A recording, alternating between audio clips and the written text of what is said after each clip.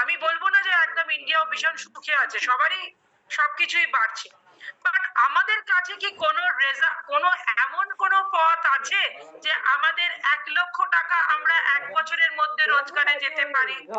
বিদেশ থেকে যায় 1,00,000 টাকা without any investment, without any office, without any কোন রকমের কোন স্টাফ ছাড়া, কোন রকম প্রোডাক্ট ডাম্পিং ছাড়া, বিশাল টাকার স্টক দরকার নেই, 25-30 হাজার টাকা যথেষ্ট, 20-25 হাজার টাকাতে ভেস্টেজ ভেসে যাবে। আমাদের কাছে কারোর কি কোনো অপশন আছে? যদি না থাকে তাহলে আমাকে থামস আপটাকে উপর করে দেখাবেন প্লিজ, আর যদি কারোর কাছে থাকে তাহলে আপনি এরকমও দেখাতে পারেন। বাট আমি জানি 99% লোক আমাকে এটাই দেখাবেন, কারণ সত্যিকারের আজকে আমাদের মধ্যবিত্ত কোন মতন যারা আমরা মানুষ, সেই মানুষের কাছে কোনো অপশন নেই, কোনো অপশন নেই। প্রচুর পুঁজি লাগাতে হবে ব্যবসা করলে, কিন্তু পুঁজি লাগালেই যে আপনি প্রফিট করতে পারবেন তার কোনো গ্যারান্টি নেই।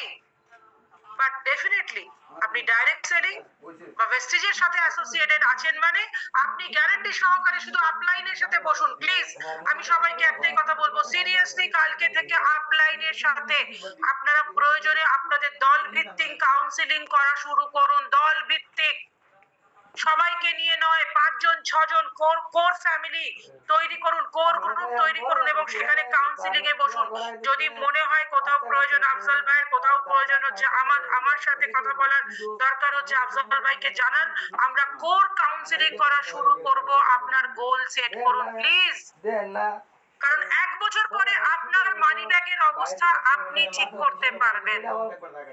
আপনার মানি ব্যাগে কত পয়সা থাকবে সেটা আপনাকেই নির্ধারণ করতে হবে, কারণ চয়েস ইজ yours.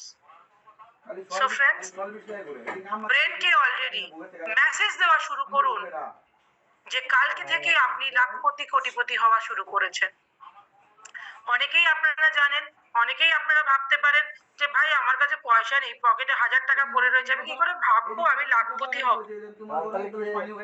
ফ্রেন্ডস, আজকে আপনার কাছে যা আছে সেটা ইম্পর্টেন্ট নয়, আপনার কাছে আগামী দিন থেকে কি আসতে চলেছে সেটা আপনি নিজেও জানেন না।